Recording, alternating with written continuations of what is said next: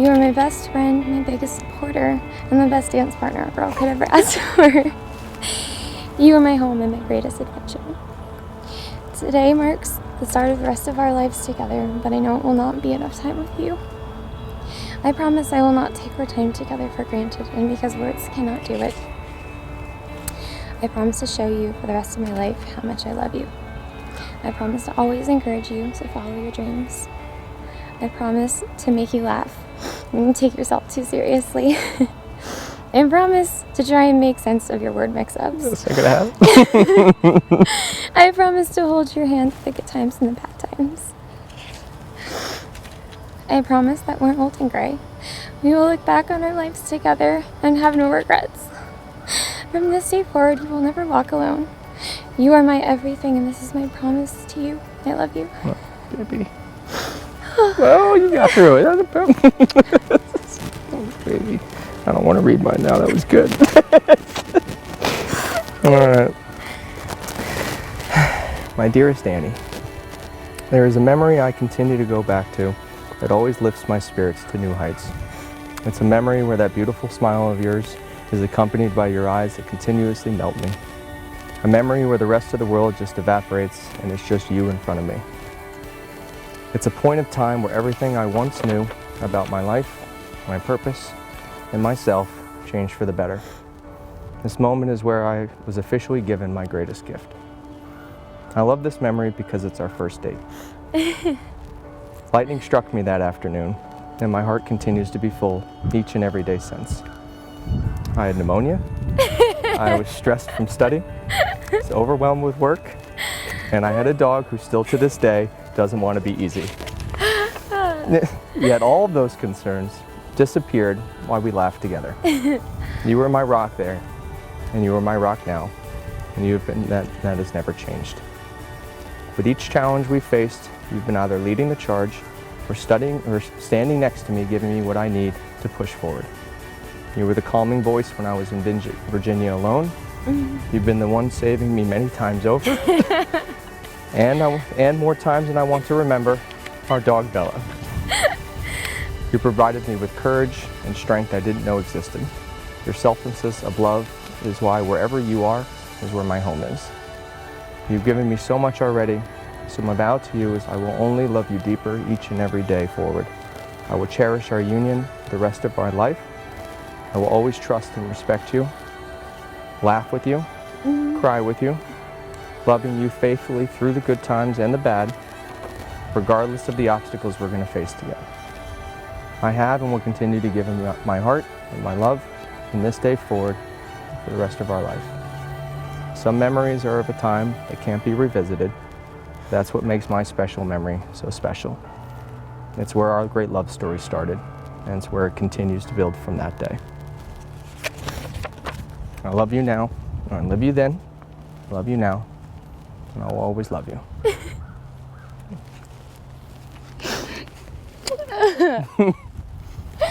I love you. I love you.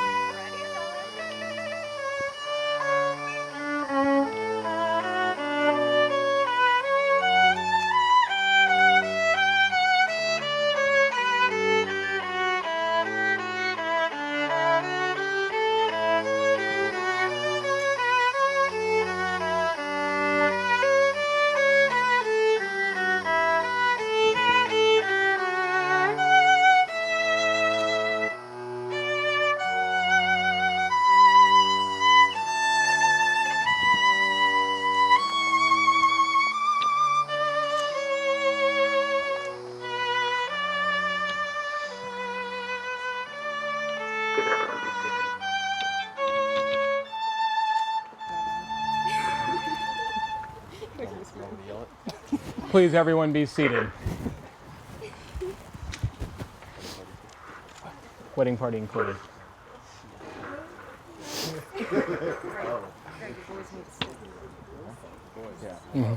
Just stand off to the side.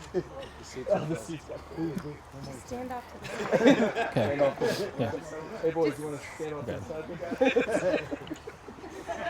Kind of on the stage. We did rehearse. Dearly beloved, we meet here today to witness a sacred ceremony, the union of Annie and Greg. With great reverence, we come together to celebrate the love and devotion shared by these two children of God that stand before us today. We are especially blessed to be joined today by family and friends. The bride and groom are honored you could be here to participate in this important occasion. As the Bible reminds us in Corinthians, if I have the gift of prophecy and can fathom all the mysteries and all knowledge, and if I have a faith that can move mountains, but do not have love, I am nothing. Over the course of their relationship, Annie and Greg have developed a strong bond based on shared values and mutual respect. With a solid foundation from which to grow, they have made the decision to take the oath of marriage and spend the rest of their lives together. Let us revel in the joy and love on display here today. May we treasure these memories as Annie and Greg, under the eyes of God, get set to begin their new life together. Who gives this bride? I do. Okay. Please. Appreciate that. Thank you. Thank you. Thank you. You take care of my little daughter. Okay.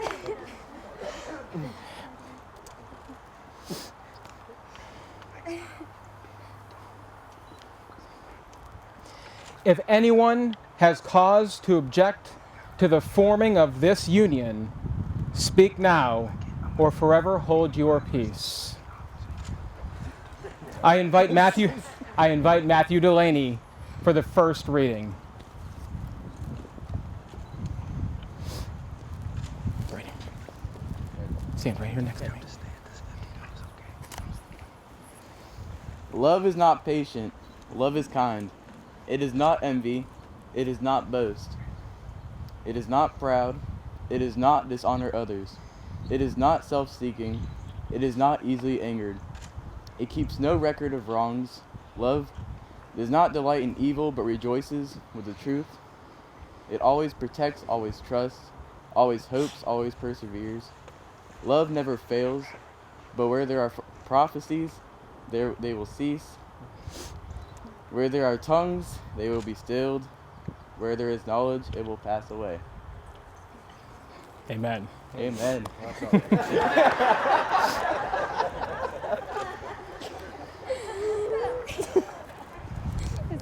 Thank you, Matthew. Marriage is a venerated institution and one deserving of deep reverence. Today we observe the union of Annie and Greg in holy matrimony, a commitment they have chosen to undertake with all the sincerity that it warrants. While marriage is a sacred and serious tradition, it also is a cause for tremendous joy. Married life is full of surprises, adventures, and memory-making, all made possible by the enduring power of love. When Annie and Greg finalize this union, they will begin a new life of partnership, one defined by shared hopes, shared dreams, and shared successes. Annie and Greg, as you learn to live as one, you will encounter many challenges that can help you grow. Spend time doing things that make life precious. Cooperate with each other. Always make time to laugh together. And never lose appreciation for those who love you and that will share that love. Remember, too, to adhere to the vows that you will make today. Seek strength from one another and give hope to each other, and let your trials help you grow together. They say love can build bridges and climb mountains, and they're right. You will find that it grows and matures over time. Your love for one another will prove both fulfilling and empowering. Yes, there will be challenges in life, like ants crawling on your hands. That two people are better than one because they have a good return for their labor. If either one of them falls down, one can help the other up. But pity anyone who falls and has no one to help them up. Also, if two lie down together, they will keep warm. But how will one keep warm alone? Annie and Greg, I will now invite you to express the sacred vows to one another. Annie, you will begin. No, not yet. No. It's all right. So, yeah. I, Annie, take you, Greg, I, Annie, take you, Greg, for my lawful husband, for my lawful husband, to have and to hold from this day forward, to have and to hold from this day forward, for better, for worse, for better, for worse, for richer, for poorer, for richer, for poorer, in sickness and health, in sickness and in health, until death do us part. until death do us part. Greg, I will now ask you to repeat the same vows. I, Greg, take you, Annie, I, Greg, take you, Annie, for my lawful wife, for my lawful wife, to have and to hold from this day forward, to have and to hold from this day forward, for better, for worse, for better, for worse, for richer, for poorer, for richer, for poorer, in sickness and health, in sickness and health, until death do us part. till death do us part. Under the eyes of God, Greg, do you take Annie to be your lawfully wedded wife? I do. Do you promise to support her completely and love her unconditionally so long as you both shall live? I do. Annie, under the eyes of God, do you take Greg to be your lawfully wedded husband? I do. Do you promise to support him completely and love him unconditionally so long as you both shall live? I do. Very well, let us proceed. It is now time to exchange the rings.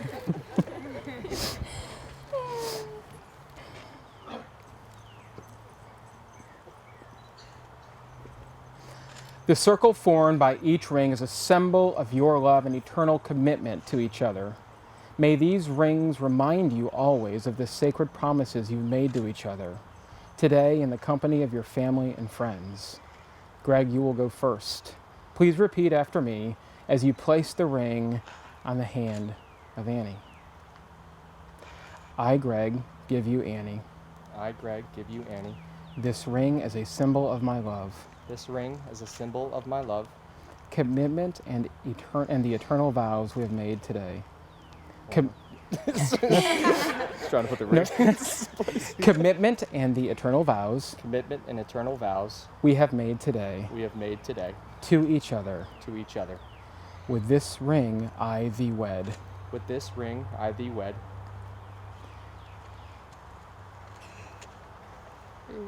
Like a glove. Annie, will be now your turn. I, Annie, give you Greg, I, Annie, give you Greg, this ring as a symbol of my love, this ring as a symbol of my love, commitment, and the eternal vows commitment, and the eternal vows we have made today we have made today to each other. to each other. With this ring I thee wed. With this ring, I thee wed. Gonna get it on there. By the power vested in me by the state of South Carolina and by the Universal Life Church, I pronounce you, Greg and Annie, as husband and wife, lawfully wedded before God. Greg, you may now kiss the bride.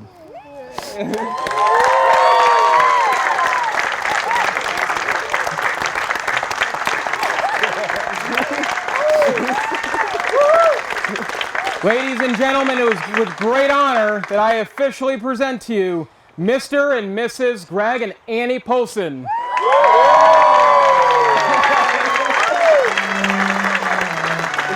Oh, did you? We're done.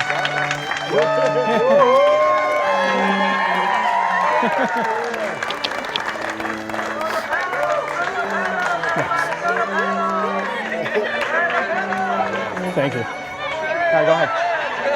Who's next? Who's with you?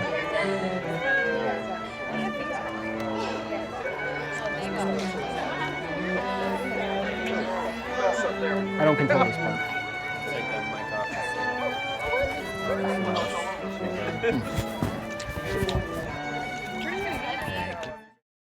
All right. So first off, thank you to the Fitzgeralds and the Polsons. Tonight and last night have been amazing. I'm nervous. I didn't think this day would ever happen. So, a little nervous. First of all, the Fitzgeralds have been taking care of me for a really long time. So, like, years of Steven, Annie's brother, giving me unsolicited boyfriend advice. Holly, her sister, elaborated on the talk, quite a bit. I thought I was going to go after Papa Fitz, and he was going to tell everybody about these unnecessary parties that Annie and I threw in high school. And he hasn't gotten up here yet, but if you were at the rehearsal, everybody talked about Greg like he was this crazy party animal, and Annie was like this godsend to like save him. And Annie was just as bad. But the Fitzgeralds, even when they caught us, like in the worst possible ways, they never told my parents, ever. Because they still wanted Annie to have a best friend, and I really appreciate that. So, they have been my family for a really long time, and the fact that they are letting Greg in means that they know he's going to take care of Annie just as well as they have for so long. And Annie will always take care of Greg, because that's what she does. And she was raised by a bunch of people that are so driven and so committed. And Annie is not the exception to that. Greg actually told me a few months ago his favorite thing about Annie was her drive and her commitment. And I've always looked up to Annie because of that. Well, not in 5th grade, because she was actually taller than me. Or I was actually taller than her then, but since then she keeps getting taller, and I've pretty much stayed the same. I've always looked up to Annie and her drive and her commitment, and the fact that Greg isn't afraid of that is really impressive, because there have been, not a lot of men, but a few men, who have been very, very intimidated by Annie's drive and commitment. And so the fact that he thinks that's her best quality, that and her butt, but mainly her drive, are his favorite things about Annie, and so I think that's really important. But I was actually on the phone with Annie the night that she went to meet Greg. And she had moved back to Dallas after 10 years, and I selfishly thought, like, God had this plan, and I had turned my life, like, completely upside down. And Annie was moving home, and she was going to save me, and that was not the case, because Greg walked in, and I was like, oh, this is God's plan. It's for Annie to meet Greg. And I got off the phone with her, and I thought the next day she was going to call with like a laundry list of reasons why Greg was not ever getting a second date, because no one is good enough for Annie. And I agree with that, so I was cool with it. And it never came. And they went on a few more dates, and that phone call never came. So finally my husband and I were like, all right, I guess we got to meet this guy. And within minutes, I was like, that phone call's never coming, because Greg is the one. Like, Annie has always had this bubbly, happy, I don't even need this, bubbly, happy personality, and her laughter was more contagious than it's ever been before. And I've never seen Annie let her guard down and trust someone other than Steve and Louise to take care of her. And so the fact that Greg could be that person for her, I knew instantly that phone call was never coming. And God's purpose for Annie coming to Dallas was so planned out, and so the point for her to meet Greg at the point in her life that she did. So in high school, I gave Annie a very weird gift. And it was a picture frame of a bride and a groom, and it was just the heads cut out. And I put me as the bride, and Annie was the groom. And she was taller, so. And it's such a weird gift, but to me it symbolized like Annie and I would always be together. She would have my back, she would be in my corner. I hope I've spent the last 20 years doing the same for Annie.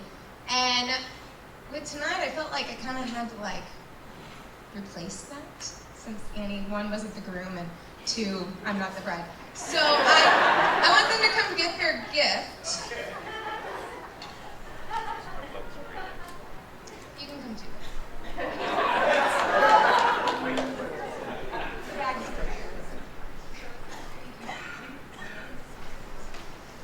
So I replaced it with a new bobblehead of a bride and a groom.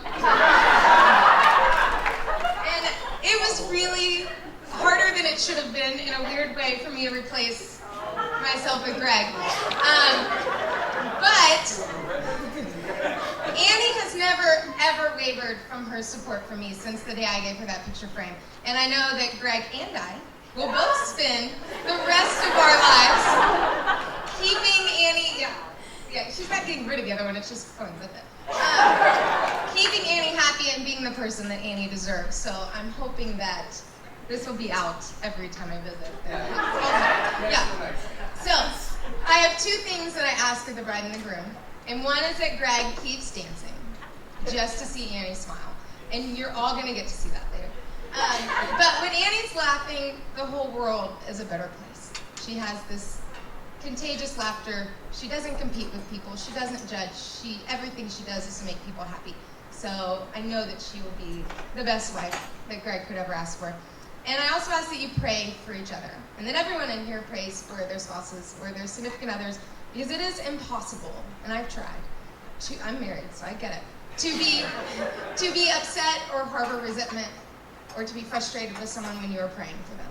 Because when you are asking for God to bless this person, how can you feel any other way?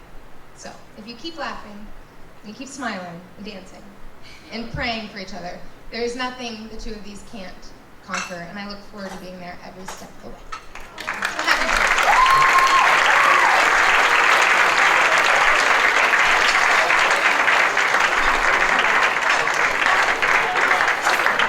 I think they handed out champagne because we're supposed to cheers. Oh, yeah. Cheers to Annie and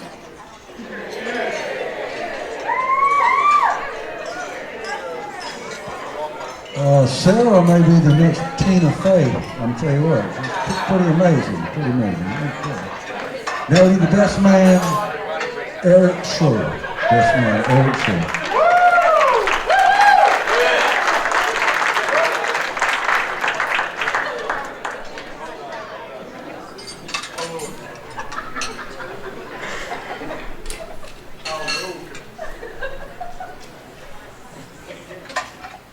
Ladies and gentlemen, thank you for all coming out here tonight and taking a stroll back into the 1950s on a vintage bus.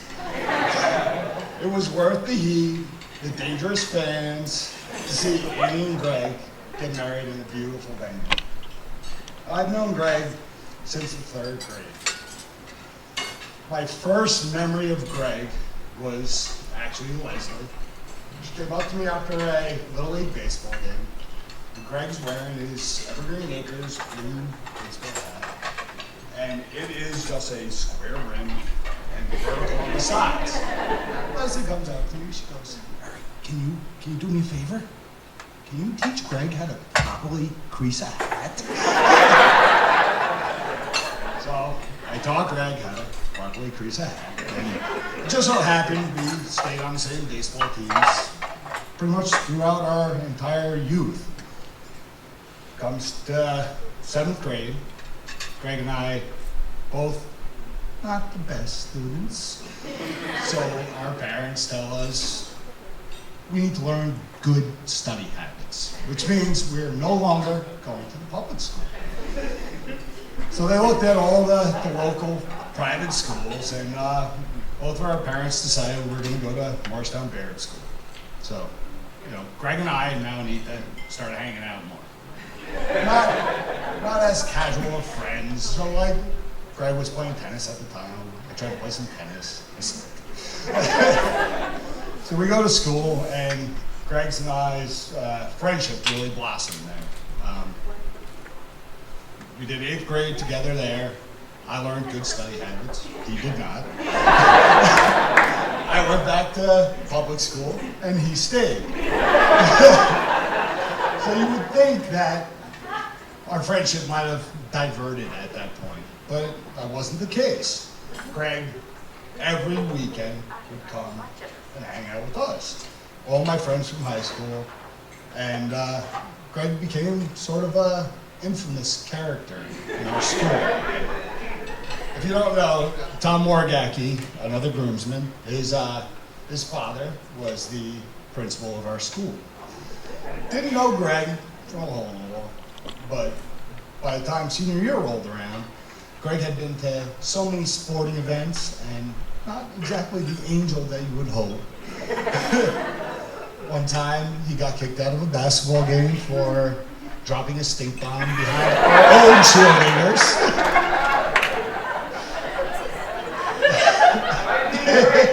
Yours didn't break. So Tom's father had to kick him out of school. There you go. You can come back next game. You gotta leave now.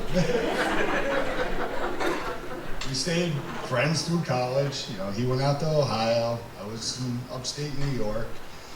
He actually spent his freshman year spring break in Troy, New York. I went to an engineering technical school, right? 75% guys, 25% girls. He's got an opportunity to go to Cancun. What does he do? He goes to upstate New York while there's still snow on the ground to come hang out with me. And what do I do to repay him? I make him go to class with me. It was good times. It was good times. I repaid the favor. I went out to visit him a couple times. I don't know if you know this, but he was actually an acting major. So he had a couple plays I went out to go see. Actually, the first time I tried to go see one of your plays, I call him. I'm leaving my fraternity. Greg, I'm on my way. Be there in 8 hours. Gonna be great. Call 15 minutes later. Greg, not gonna make it. I just T-boned a car at the stoplight. Good times, guys. After college, we both ended up in New Jersey. We spent a lot of time at 230 Madison, an infamous place. Greg never lived there, although he had a timeshare there.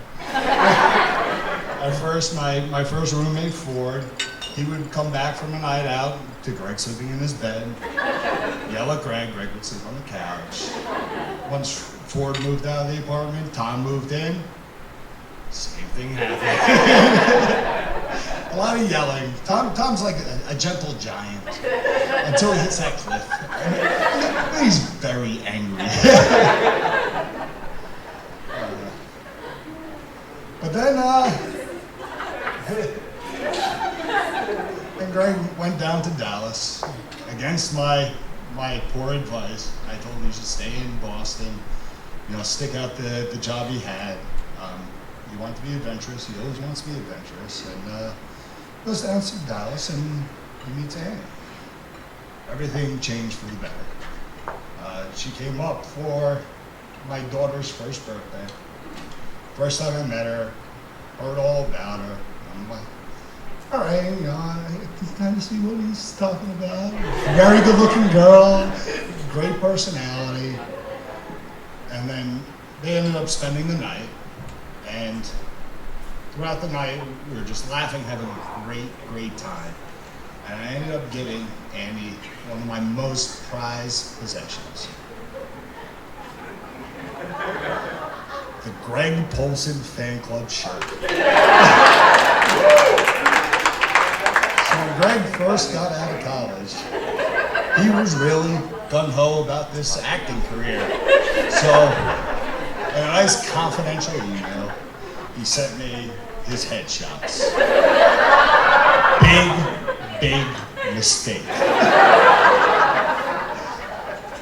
So at the time we were in some sort of video game league. So we had an email with 12 people, and we were we all planned an Atlantic City trip. And at the time, we were sending, I don't know, 150 emails a day. Well, we started planning this ode to Greg. So the emails stayed at 150 emails a day, but we took Greg off of it. So he's like, what's going on, guys?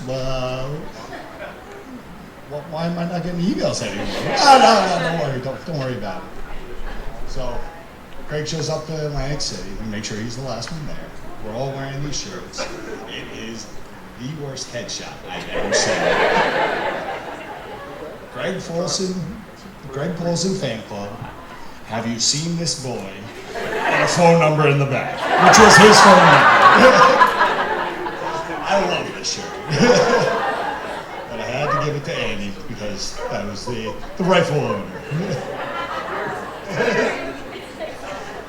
Well, I'm just so happy you two found love. We're so happy, and I'm just ecstatic. I'd like to thank Stephen and Louise, right? There we go. And Gary and Leslie for the lovely weekend. And I'd like everyone to raise their glass. What a beautiful couple.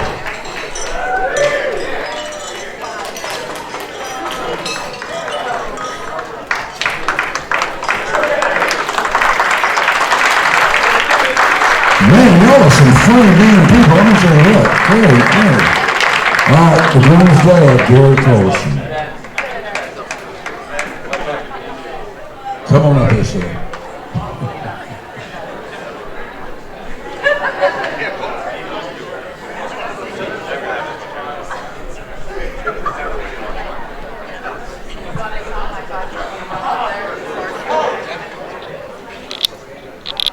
Usually, at my daughter's wedding, I didn't write the speech until the day of the wedding. But this time, I put some thought together one day before the wedding. And then all the stories I had last night, there they were. So, I'm not sure exactly what I'm going to say tonight, but we're going to wing it a little. First of all, I want to thank everybody for coming. People have traveled from the four corners of the United States. They've come from Mexico, they've come from the Netherlands, they've come from Australia. It's amazing. And it's just a reflection of the type of friendships and love and everything that they have for Annie and Greg. Leslie and I could not be happier. I mean, we are absolutely thrilled. Some people may say it's because Greg is now off our radar screen. And Steve volunteered to say, you take care of my little sister, and I got this. But seriously, they are two extraordinarily special people. My dad once said to me, you know, people are never going to remember what you said. And maybe sometimes they'll remember what you did. But they're always going to remember how you made them feel. And for Greg and Annie, you know, they both have that extraordinary skill that whoever they touch, they just come away, they're full of laughter, they're full of enthusiasm, their life. You just can't help but get caught up in it.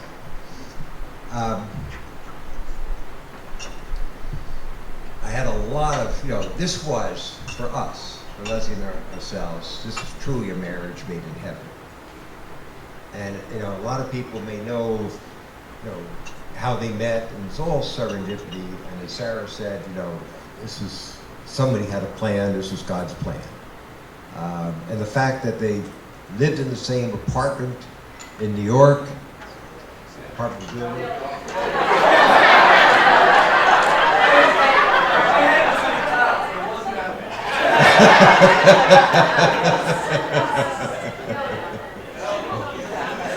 never met each other. And I'm thinking about the guardian angels and the job they must have had, you know, and oh my gosh, she's coming down the stairway. I'll send her up the elevator. And can't let these two get together.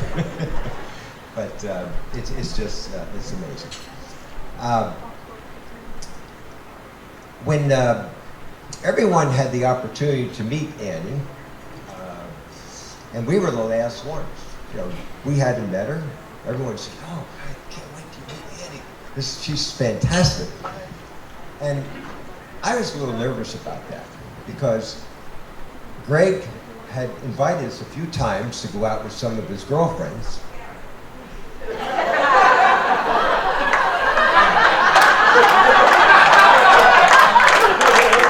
It's all good, guys. It's all good. It's all good.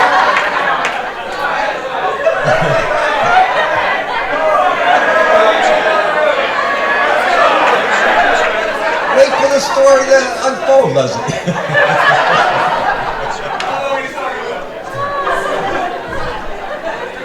But after we would have dinner, then they break up. And I'd say, "Is that me?"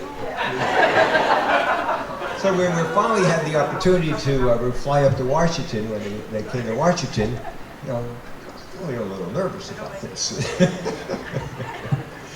and of course, Leslie flies up early. She's already, and I said, "Can't you wait for me?" No, she gets up there early, and then she says, "All right, Gary," you know, because I was up in Montreal working. She says, "Do not blow this."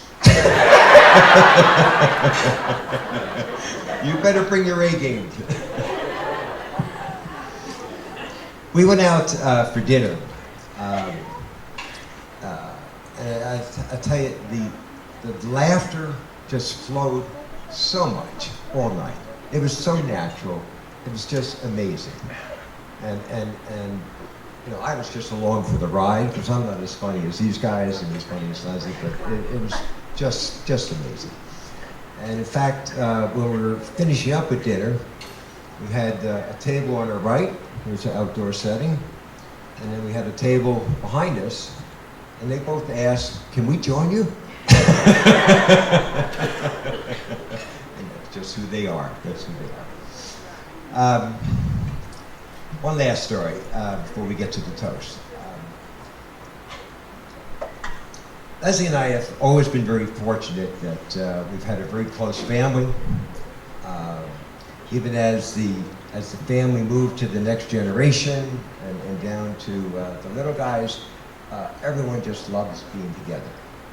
And it's really a joy, and we're very fortunate that we all love doing it, and we can't wait to get together. And Annie was able to join us for the first time at Christmas. So this is our first time being together. And of course, everything was great. Everything was fantastic. But now I'm saddened. I'm saddened by what's happening. As many people may know me, I'm just a little kid. And my greatest passion is just playing with the kids, whoever they are, grandkids. When Greg came on the scene, when he was finally joining us on some of these family vacations, and Jacob and I used to be best buddies, but then he realized he's pretty funny. So we sit down for dinner. Nobody's sitting next to me anymore. He wants to sit next to Uncle Greg. So we get to Christmas, and everyone's having a great time. Christmas Eve, everyone's dancing and having fun. And it's my time to read the night before Christmas. And, you know, Jacob comes over and sit with me. And Noah, he wasn't leaving Andy's side. So, you know, no pressure, but we're going to need more grandkids. More grandkids.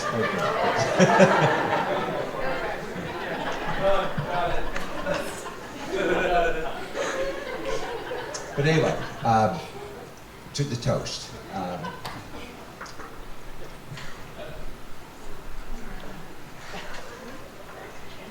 Andy, Greg, We wish you all the love, all the happiness, and all the joy that you brought into all our lives. To you guys.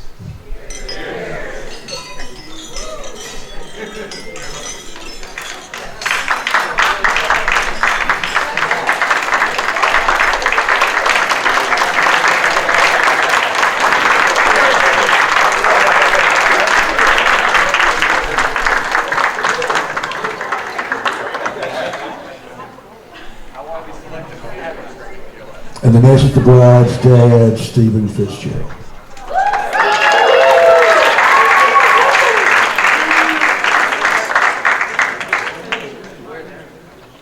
Okay, all done. Gary stole my opening. Sarah stole all my stories. But again, I would like to thank everybody for coming. Our friends from Dallas, from around the country, Netherlands, Australia, Mexico, my family. Thank you for coming to this. It means a lot to us. So I do want to say, Annie and Greg, you did a fabulous. Louise and I did nothing to plan this wedding. They did it all. They really did. And it was really good exercise for them to figure out how to do this. So they had to work through all the ins and outs and the finances and all. I just gave them the money. But they had to work through it, so it was a good exercise. And Greg really learned a good lesson.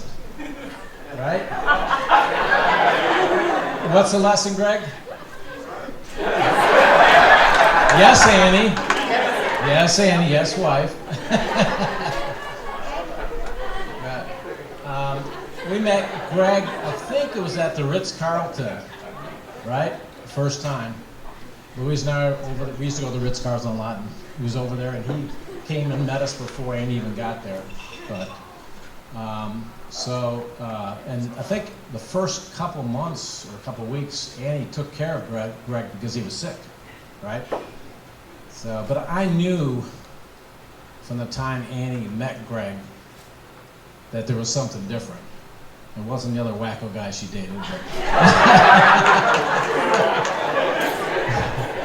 But almost as bad as some of Holly's.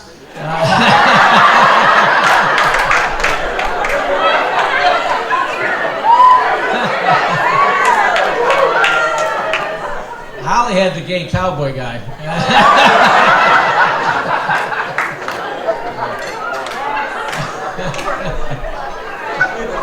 I'm not sure where that came from.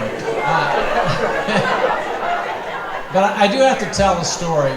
First of all, Greg is very similar to me. It's kind of eerie because we both love golf. And though Greg and I have played a lot of golf together so far, we have not played very good golf yet. Although we did pretty good in Your Member Guest. But he also loves Arnold Palmer drinks. And you like Tommy Bahama stuff, right? Yeah. Of course, when you're retired, all you need is PGA Superstore and Tommy Bahama store, right? But as they went along,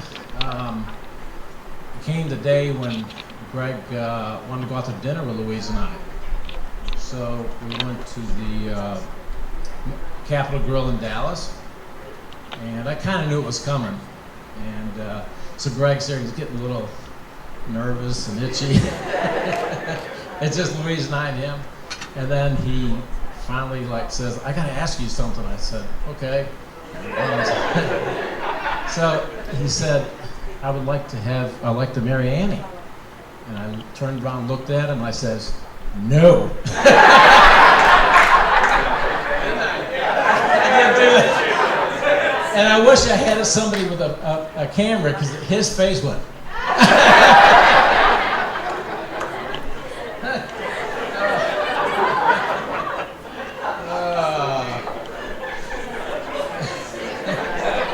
Greg, I've seen how Annie lights up, and she's so happy with you. So I know it'll take great care of her. Sorry. Yeah. Welcome to our family. Annie was born in Corpus Christi. Louise told the stories last night of our how she was born. The whole thing leading up to it and how she told me, but I'm not going to go through all that. But I remember the young years when she was riding horses. Then she became a gymnast, and she worked, everything she did, she worked really, really hard at. Sometimes she waited the last second to do things, but she always came through and got it done. And it was really scary. She was in gymnastics doing it like 5 days a week. And the first time she did a backflip on the beam, back over that way, like, there's no way in heck I could do that. But she did it, and was very good at it. And she got so strong that, I think you were in probably 7th grade, she would arm wrestle the boys in her class and put them down. And these were the football players. Was that 7th grade? And then she became, my son was a football player, my oldest daughter was a swimmer. Annie was a basketball player. And she played with Sarah. And Chelsea and Minders that are here. And I remember one of the games, Sarah's dad and I, we actually got kicked out of a girls' high school basketball game. Because I said, here, ref, you need the glasses better more than I do. He didn't take too kindly to that. But it was the most impressive thing that I think, and the most satisfaction she ever got playing basketball. She played in a tournament against the mean girls of Ursuline. These were the rich girls of Dallas, and Annie played her best game because she used to go to school with those girls. And she put them down. She scored like 15 points and had 8 assists, and it was your best game you ever played. And that was super. Sarah mentioned the drinking party. Yeah, you don't want me to tell that? And I'm not going to go through. It's a very long story, but just hope your kids, they had this long drinking party when we were away on a vacation. But the thing they did wrong was they took pictures. And my wife picked up the cameras, those like disposable cameras. She picked them up and had them developed. And then she picks up the pictures at the Walgreens and brings them home. And she looks at it and goes, "Oh my God, what is this?" People laying around everywhere. It's almost as bad as Holly when I'd.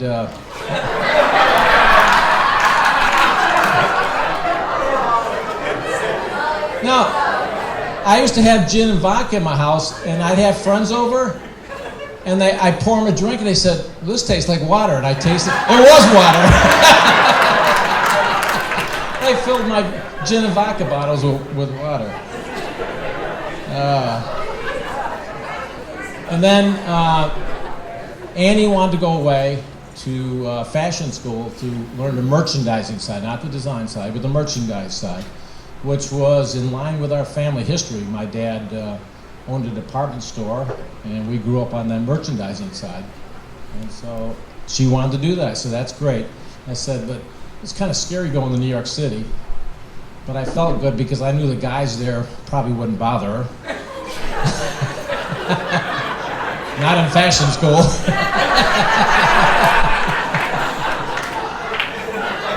Unless you pick pennies up off the ground.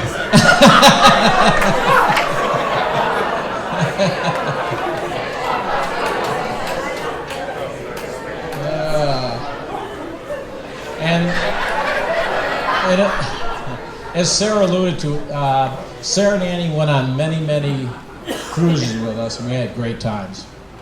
Although they got embarrassed because they would see Louisa and I in the big jumbotron dancing in our swimsuits. And, "Are those your parents?" No, they're not my parents. So, Annie, this is hard for me. You're such a beautiful daughter. You're so strong.